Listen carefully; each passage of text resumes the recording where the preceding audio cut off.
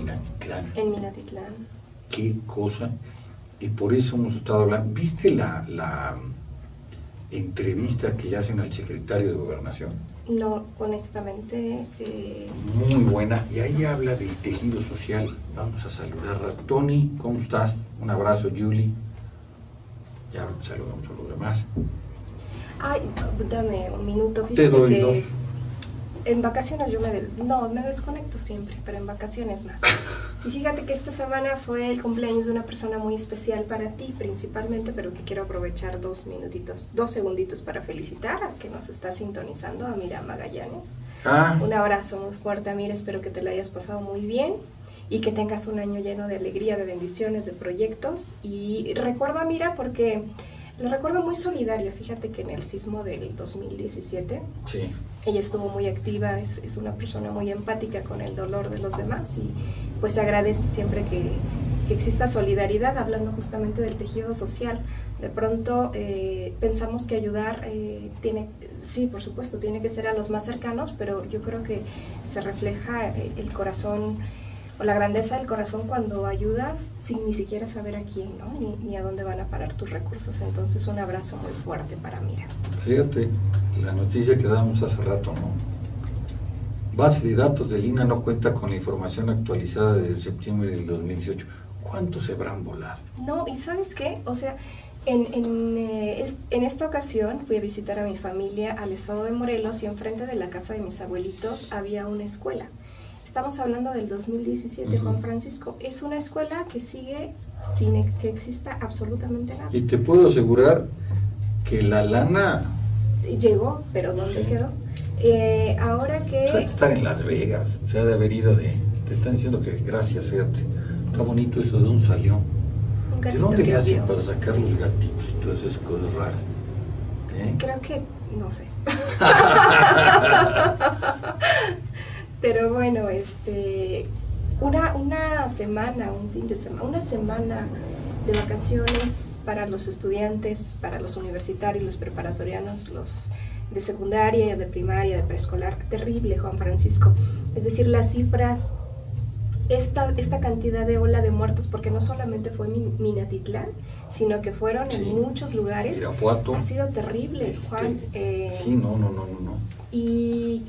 Y a mí me ocasiona un malestar muy fuerte el hecho de que estén asesinando de manera tan terrible a los niños. Es decir, ya no hay respeto.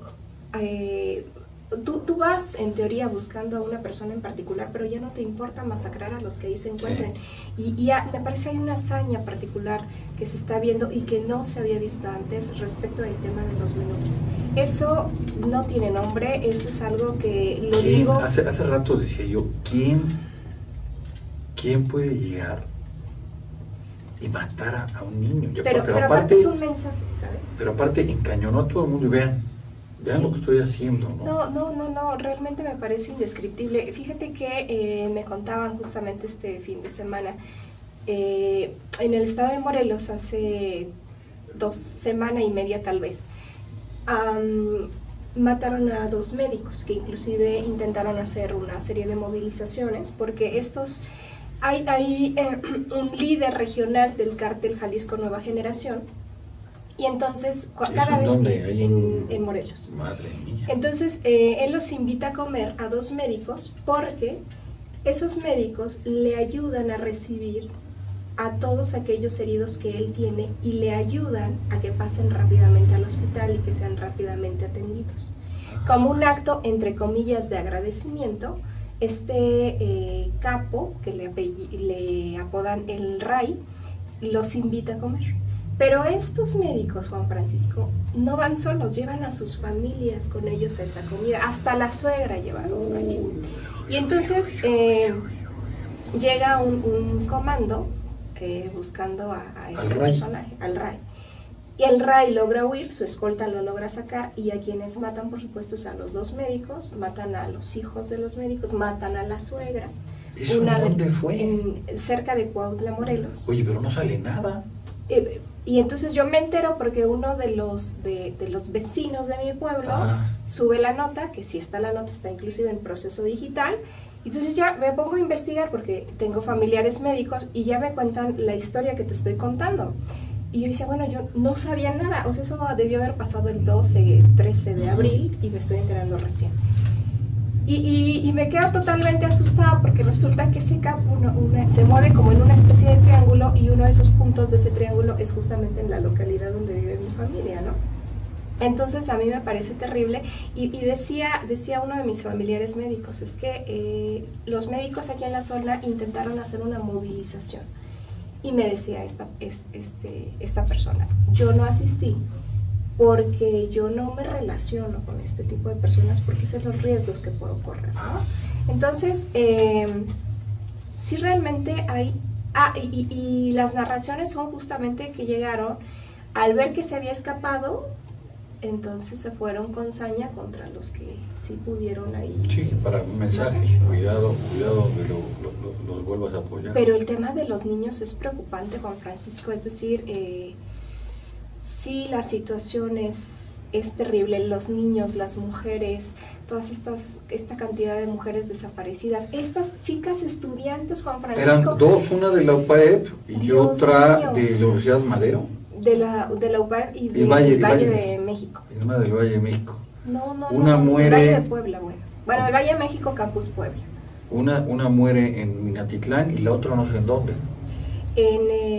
Acabo de leer ahorita la nota, no recuerdo, pero es una chica que estudiaba enfermería en la UPAEP y para poder costearse sus estudios y ayudar a su mamá, que narra que estaba enferma, ella se va a un hospital, me imagino, sale de ahí y la apuñalan, Juan Francisco. Y entonces ella muere desangrada.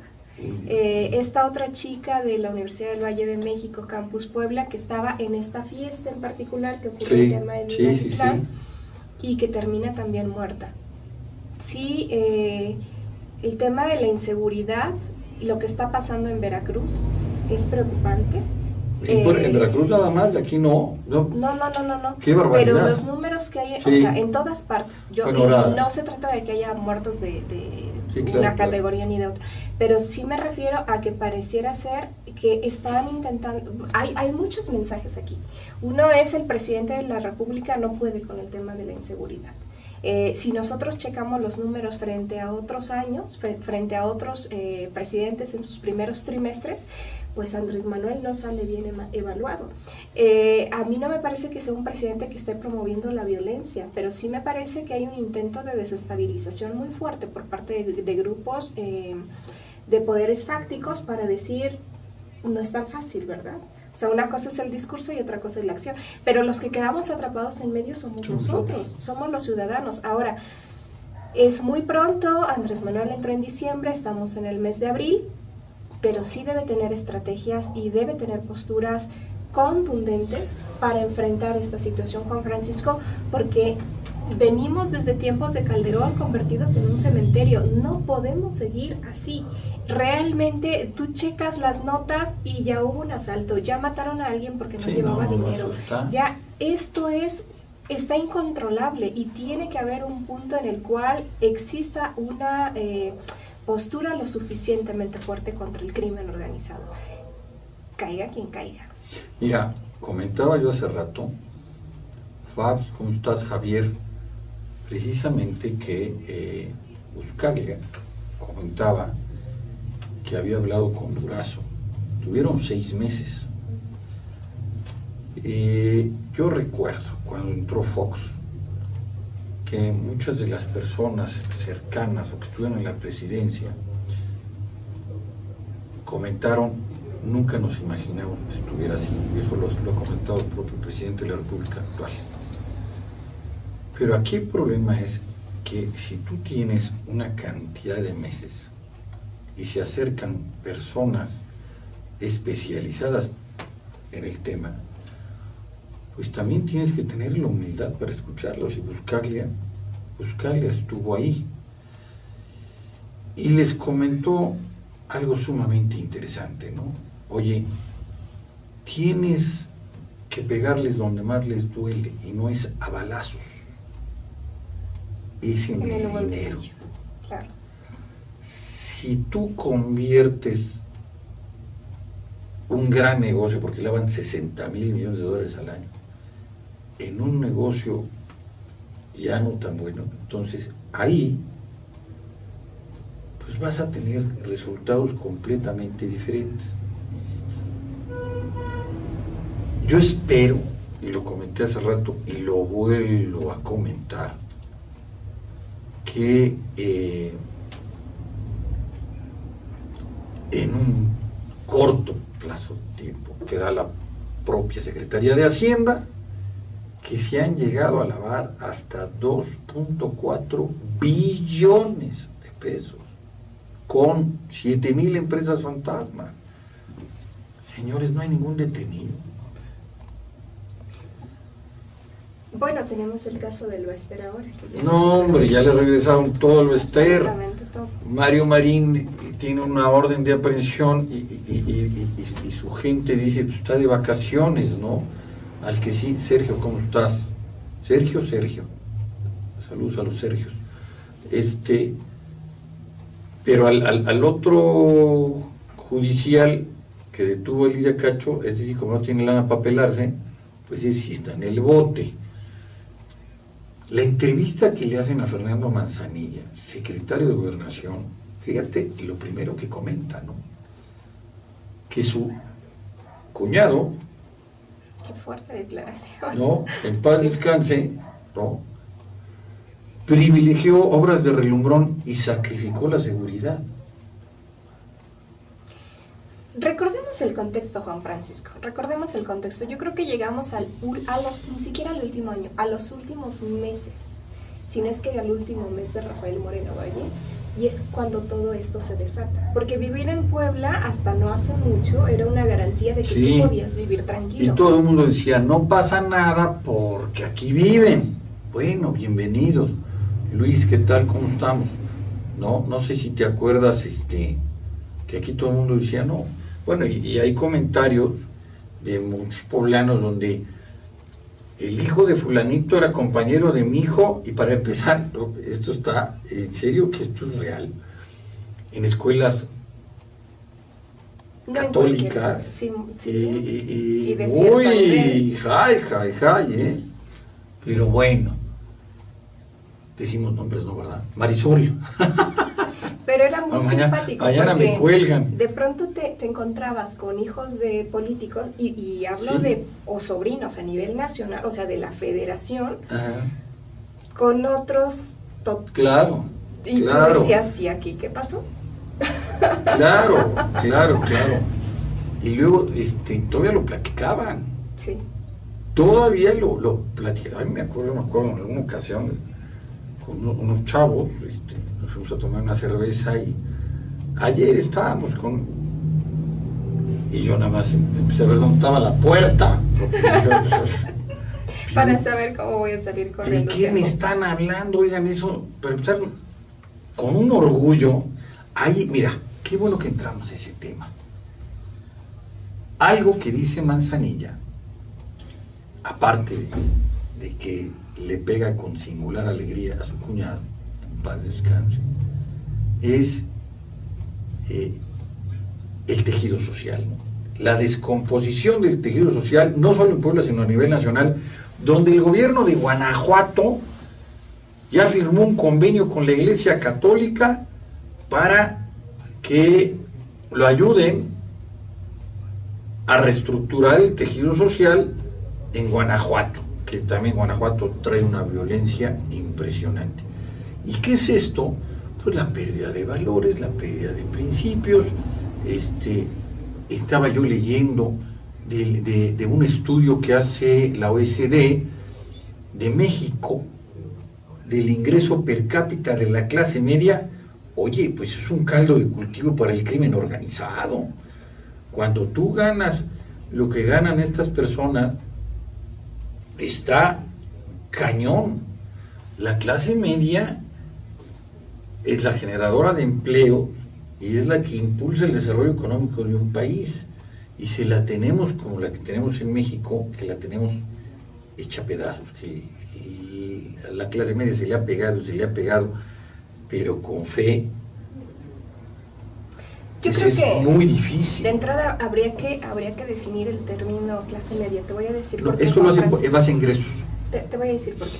Porque en realidad en el país, y esto lo han hecho ya muchos estudios al respecto, hay un colectivo, hay una percepción colectiva de que hay ciertos sectores que pertenecen a la clase media o que pertenecemos a la clase media, cuando en realidad ya no. ni siquiera estamos en el parámetro de clase Ya media. no. Porque las políticas de los últimos años se dedicaron a exterminar justamente o te volviste de clase alta multimillonaria. A ver, sí. Multimillonaria. Oye, síguele, porque está interesante. O retrocediste y ahora tu idea está en que perteneces a la clase media, pero tus ingresos están lejísimos de pertenecer a la clase media. Y como te sientes de clase media, eres incapaz de defender los derechos de las clases bajas porque tú no estás en esa clase, porque tu mente sigue estando, insisto, en la clase media.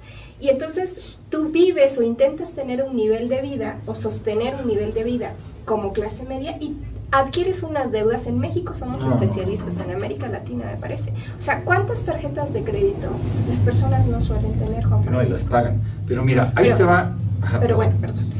Hay muchas personas que se atoran con el tema de sus tarjetas de crédito, intentando mantener un estilo de vida que ni siquiera es lujoso, Juan Francisco. O sea, la parte trágica es que ni siquiera es lujoso. Te la voy a cambiar. Ve los datos que te da la OCDE, que dices, bueno, no puede ser. La clase media, a nivel internacional, miembros de la OCDE, va entre 15,000 y 10,000 dólares. O sea, ganar de 200 a 300 mil pesos al año. ¿No? Bueno. En México están en 4,000, 5,000 dólares. Y dice de 3,700 a 10,000, no, vete al 3,700. Oye, estás hablando de 80,000 pesos. Estás hablando de un ingreso de menos de 8,000 pesos mensuales. Entonces ahora resulta que, pues, entonces ya no somos clase media, somos clase alta. No, pero no. ¿Está en chino, no? ¿O no? Es una realidad muy, muy trágica. Y o sea, la clase media ya es la que gana 8,000 pesos en México. Son estudios del OECD, eso no lo digo yo, Pero ¿cómo vives con 8,000 pesos? No, pues no, pues eres... Y si eres, o sea, si eres soltero, medio sobrevives. Y si tienes una familia, ¿qué haces tú con 8,000 pesos? Y aquí en México, que no tienen una, tienen varias, está peor, como dijeran en mi pueblo. Pero, ¿qué onda? O sea, estos datos... Ahora sí me hiciste. No, pero bueno, ahora, ¿qué es lo que está sucediendo también? Que, pues, quieren mejores ingresos, están preparados y se vuelven caldo de cultivo del crimen organizado. Sí, por supuesto. El crimen organizado...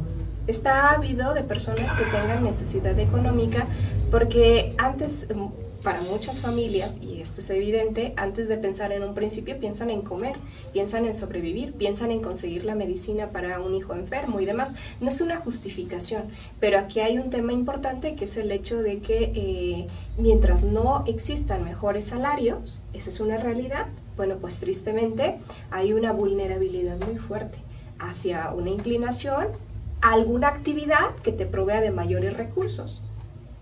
Mira, yo voy a seguir en lo mismo. Ivette, ¿qué tal? ¿Cómo estás? Miriam, ¿cómo estamos? Marisol, ¿cómo estás? Marisol tiene una hermana encantadora. Un abrazo a Miriam, no, a Marian, ya ves, ya estoy aquí diciendo tontería. Marisol tiene una familia hermosísima, la verdad. Tenemos, luego te platicaré de Marisol y su familia y de su hermana Mariana, que es un ejemplo de vida, una niña hermosísima.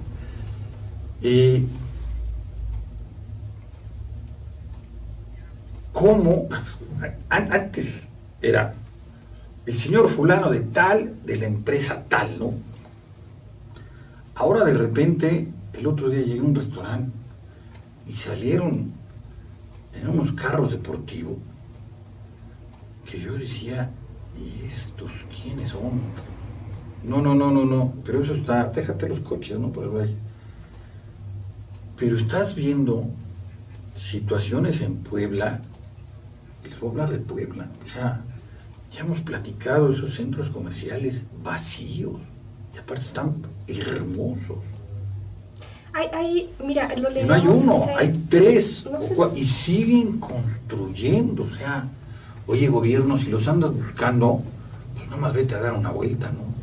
Hay una realidad muy triste, Juan Francisco, no sé si lo leíamos esta ocasión hace una semana, y es el hecho de que las personas que se esfuerzan, las personas que hacen su patrimonio en base a lucha y Ser trabajo, decente cuesta mucho dinero en México. no solo dinero, sino que Sí. te colocan atributos como que eres tonto, como que, es decir, hemos invertido En mi en pueblo le dicen diferente. hemos invertido Sí. en los valores, Juan Francisco, Sí. y esto es preocupante, mientras que, y Ve, ¿quiénes fulano son de los tal, países que qué son? bien está, le digo, pero si es un pillo. Pero no importa porque lo que tiene es dinero, casas, mujeres, autos, viajes. Y entonces el poder económico se ha trasladado para cubrir todas las demás esferas. Mientras no regresemos a estas cuestiones que son de principios y que esas sí se pueden enseñar en la escuela, pero se adquieren en el hogar, Juan Francisco. Y se adquieren en el hogar no solamente mediante el discurso, sino mediante el ejemplo, cosa que es importante. O sea, imagínate tú al hijo de un capo, de un narcotraficante, ¿qué es lo que va a estar pensando? Va a ser su expectativa de vida? También hay muchos estudios hoy día en los estados del norte en el que tú le preguntas a los niños desde que son ¿Qué quieren pequeñitos, ser? 4 o 5 años, ¿Qué quieren ser? ¿qué anhelas en tu vida? ¿Cuál es tu objetivo? Y ellos lo que te dicen es, pues las figuras que tienen alrededor. Entonces, si nosotros seguimos incentivando todo este tipo de cuestiones, pues el resultado va a seguir siendo el que tenemos o aún peor. Fíjate que leí acerca de la educación justamente en un país que tú ya visitaste, que es Alemania, y hablaban acerca de que, por ejemplo, es difícil que un alemán tenga televisión y que los alemanes, cuando consultan alguna red social o demás, generalmente es para informarse, pero el tema de las telenovelas, el tema de las series, no va La con televisión ellos. es completamente diferente. Bueno, aparte, más bien usan los cables, ¿no? La Netflix y todo ese tipo de situaciones. Bueno, nosotros en México, ¿a qué estamos expuestos? Sí. Si en este momento tú y yo prendemos la televisión, ahorita, en cualquier cadena nacional, ¿con qué nos vamos a encontrar? De entrada, seguimos atorados en la perspectiva de género, en el tipo o en el estereotipo de jovencita o de conductora, y hablo aquí en una cuestión de género, de mujer con la cual nos vamos a encontrar. Es decir, el tipo de temas que se están tocando realmente pueden ser cuestiones que eduquen, y cuántos niños siguen siendo educados hasta el día de hoy, ya no por la televisión, hoy día ya no es tanto así, pero sí por el tema de ahora las tablets, los celulares. Le dan la tableta para que esté tranquilo el niño. Exactamente, y no sabes qué es lo que está consultando. Entonces, mientras nosotros no regresemos a temas familiares y al mismo tiempo estructurales, porque no solamente es una cuestión de familia, sino también es una cuestión de Estado, esta realidad va a seguir siendo la misma. Así es que yo creo... Tejido social. Sí, y el tema de la reconstrucción del tejido social... Ahí sí, fíjate que puede haber políticas públicas, pero ahí no necesitamos políticas públicas para reactivarlo. Es decir, nosotros mismos, desde nuestra trinchera, desde donde estamos, podemos fortalecer ese tejido. Pero con los niveles de educación, mira, estaba yo dando la noticia hace rato, bueno, acabaré luego hablando nuevamente del éxito de las mujeres como directivas, pero esta noticia no tiene cuate, que esto, hasta tu servidor con la acción civil hemos tenido que participar esto. México es el país con primer lugar con adolescentes embarazadas. Adolescentes, estamos hablando de niñas de 12, 13 años. O sea, ahora, ¿qué educación? Ve el perfil de las chicas, Sí, claro. Juan Francisco. Sí.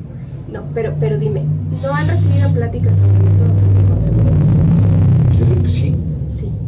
La respuesta en muchas de las chicas que están siendo o que son embarazadas o que resultan embarazadas es que sí, son chicas que están entre la secundaria y la preparatoria. Exacto. Y desde la primaria en México ya se les comienza a hablar de educación sexual.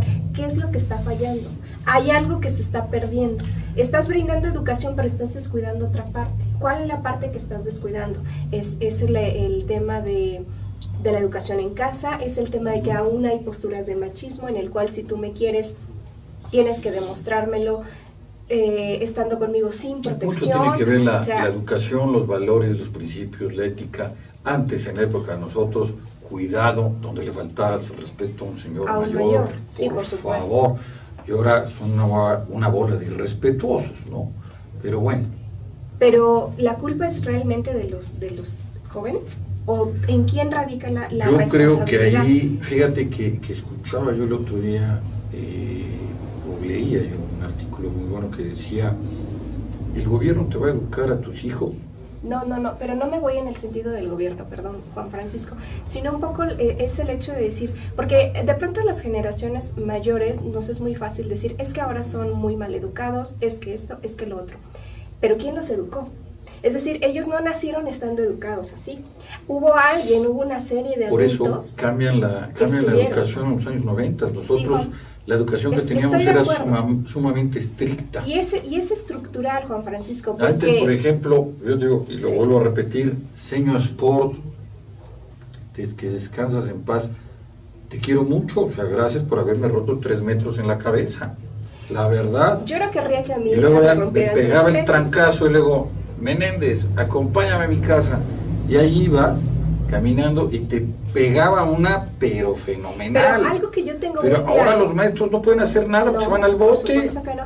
Pero ahora, yo tengo muy claro y que aparte mi hija, 50 o 60 niños en un salón. Aquí sí difiero un poco contigo. ¿Por qué? Porque yo creo que la escuela está para enseñar, no está para educar. Entonces, por ejemplo, es un ejemplo, y es mi caso porque sí tengo un poquito de tiempo para poder atender a mi hija. O sea, ella de pronto llega con modos que aprendió del colegio. Sí, y entonces cuando llega con modos que aprendió del colegio, es un alto contundente y es decir, a ver, ¿de dónde me está sacando esta expresión? Es esto, es lo otro. Porque yo, desde mi concepción, mi hija va a la escuela a aprender. ¿Cuál es la realidad de muchos niños, desafortunadamente, o de la mayoría de los niños en el país? No van a aprender, van a que los eduquen. Porque el papá o la mamá se pasan todo el día fuera de casa y el único lugar donde pueden recibir algún tipo de instrucción es la escuela. Y entonces, por un lado, le estás delegando a la escuela el tema de la educación, pero también el tema de los modales, pero también el tema de la ética, pero también lo otro. Pero por otro lado, le estás restringiendo al profesor a utilizar la autoridad. Y entonces hay una contradicción muy fuerte. Pero a mí me parece, insisto, que la educación, o sea, el tema de la educación son cuestiones.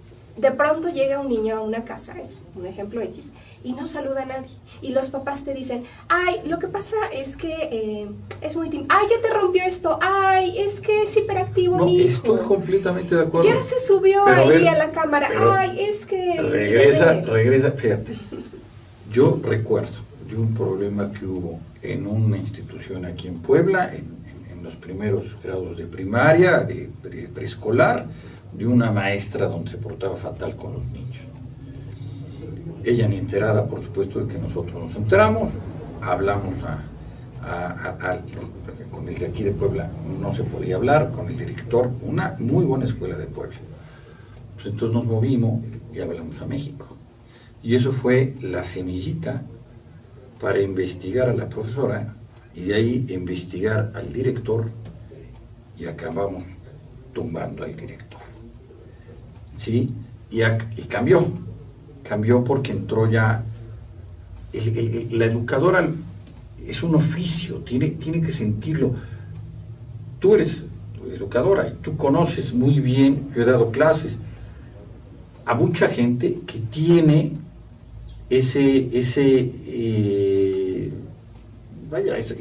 está casado con esa tarea de enseñar. Tristemente, ¿qué ha pasado en México? Que se llenan las plazas de la Secretaría de Educación Pública. La mamá, que fue educadora toda la vida, pues la hija no es lo mismo, no va a llegar con los mismos valores y principios. Ella, lo único que le interesa es su sueldo. A ver, en algunos casos, no todos. Sí quiero hacer el comentario que tengo el gusto de conocer a muchísimas maestras del sector oficial, que mis respetos y que son, aparte, la gran mayoría. La minoría son las que andan armando los escándalos por todos lados. Pero también, si a una maestra le pones 55 niños en un salón, pues ¿cómo cómo los educan. Es que estás tocando Y no les dan la muchos estructura. temas, Sí, estás sí. tocando demasiados temas Es que en muy pocas palabras. Pero ya está, A mira, mí me parece que, insisto, ya a nivel internacional, ya sabemos que la educación es primordial. mira, ¿Por de qué no entrada, vemos? Han querido hacer estas nuevas leyes, estas nuevas reformas, y vaya, que ahora traemos un relajo ahí con todo esto, porque ya la quieren derogar de una manera nada constitucional, pero bueno, quieren copiar sistemas de otros países a la mexicana. No, México A necesita ver. una educación mexicana. mira, a mí me parece que, insisto, son demasiados temas y estás tocando el tema de la reforma educativa. Yo Sí. personalmente estoy contra la reforma educativa porque no es una reforma educativa, es una manera de control totalmente Ok. totalmente laboral. Ahora bien, yo llevo dando clases, yo creo que 20 años de mi vida, por lo menos, Juan Francisco. Cuando yo vi los nuevos programas planteados por la reforma educativa, yo dije, esto de reforma educativa no tiene nada. ¿Qué pasa de 20 años hacia la fecha que yo me he dedicado a dar clases? Los contenidos son cada vez menores, es decir, al alumno se le exige cada vez menos. Y mientras sea cada vez más ignorante, pareciera ser que el sistema lo prefiere así. Entonces, esta no es una cuestión de los profesores, esta es una cuestión de un sistema federal que ha venido promovido desde finales de los 80, todo lo que fueron los 90, para hacer personas menos pensantes, más destinadas al tema de los... Y la que la hace es Manuel Bartlett. Más destinadas al tema de los obreros. Eso es tema de mi tesis de la segunda maestría. Más destinadas a los obreros que al tema de hacer personas pensantes. Ahora bien, Perfecto. a mí me parece que el tema, regreso al punto, de la educación sí está en los colegios, sí se puede ayudar, pero el tema fundamental sigue estando en las familias, Juan Francisco. Es decir, tú no puedes decir, mi hijo está mal educado porque tiene una escuela pésima. No, estoy de acuerdo. Ese es un pretexto. Sí, estoy de acuerdo. Entonces, a mí me parece que debemos regresar o replantearnos. Hoy día hay muchos tipos de familias, no hay un tipo de familia, hay un tipo de familia prototipo, ¿no? Que es como el estándar, que es papá, mamá e hijos. Pero hoy día vemos familias homoparentales, hay familias compuestas de diversas formas. Y yo creo que como padres de familia debemos replantearnos esto que leemos también continuamente en las frases. ¿Qué tipo de hijos queremos dejar al mundo? Es decir, si a mí me molesta la deshonestidad, me molesta la mentira, me molesta la corrupción, yo no voy a fomentar esas actitudes en mis hijos. Y va más allá del tipo de escuela. Estás hablando de un sector privilegiado. A la cual lo envíes. Ahora bien, aquí es el punto de decir, y esto no es exclusivo de Andrés Manuel López Obrador, es el hecho de decir, si tú decidiste que la mujer ya no era su decisión, sino ya se volvió prácticamente una obligación que la mujer se incorpore al sector laboral, tienes que colocar las estructuras para que sus hijos queden bien cuidados, estén bien atendidos, estén bien comidos y que no los esté educando de pronto pues el vecino, la vecina, el abuelito, en el mejor, y esos son sectores, como tú dices, privilegiados, porque les he contado también que yo conozco personas más o menos de mi edad que sus mamás para poder salir a trabajar los dejaban atados a las patas de las mesas. Entonces, sí son situaciones muy complejas, Juan Francisco, y todavía tenemos un Estado que nos está quedando a deber en ese sentido hasta el día de hoy. ¿Es estructural? Sí, es una cuestión estructural, pero a mí me parece, regreso al punto, que los principios y que los valores se adquieren en casa y sobre todo se adquieren a través del ejemplo, no solamente del discurso. Piensa tú en tu familia, quién fue la persona con la cual te sostienes para decir, y yo no cambio esto porque yo lo vi en tal persona, ¿no? Que sería muy distinto a que si tú o yo hubiésemos crecido en una familia donde se promovieran actos delictivos. ¿De quién te sostienes? Ahí de quién te sostienes, es decir, en línea directa. Pero no por eso no dejas de tener ejemplos, no por eso. Pero ¿qué eres pasa una cuando ves ignorante? actos delictivos y ves la impunidad que está habiendo? Lo siguen haciendo. Y cuando ves actos delictivos y que estas personas tienen dinero y las personas que no cometen actos delictivos no los tienen, Hay que intentar tienen cambiarlo, dinero. pero eso no es Entonces, exclusivo de este momento. pero es un problema del sistema. Sí. A ver, si nos vamos a los países que han crecido en los últimos años de una manera impresionante, lo primero que hicieron fue educación, y una educación fuerte.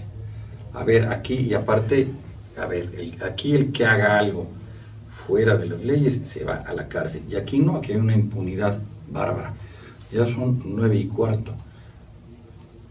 Ya nos extendimos. Rafael, buenos días. Mario, Ana, Nacho, mi querido Ignacio Alarcón, y ve por ejemplo lo que dice, que hace rato platicábamos de esto, el Grant Thornton, que es una empresa de auditoría y contabilidad a nivel internacional, las mujeres, el éxito que están teniendo las mujeres en los puestos directivos, no solamente en México, sino a nivel internacional, y hablan mucho de los valores.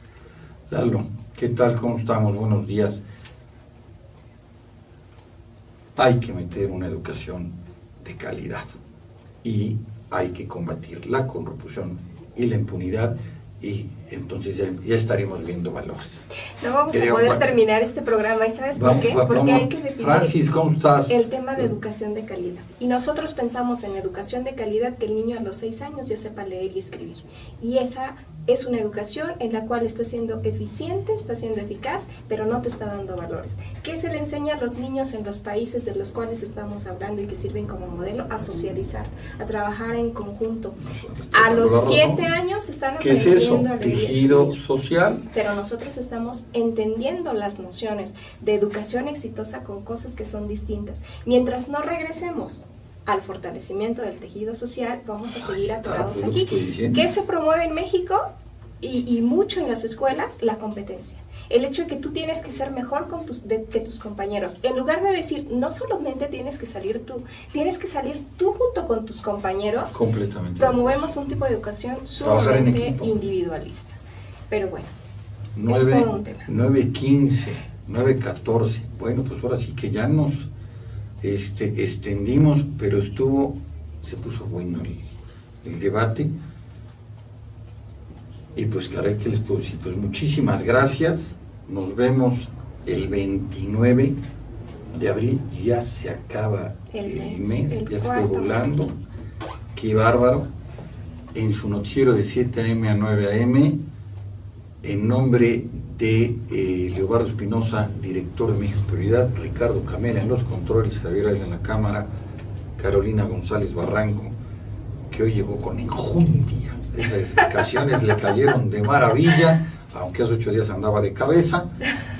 Les damos las gracias, cuídense mucho, por favor, que tengan una excelente semana. Nos vemos el lunes de la siguiente semana.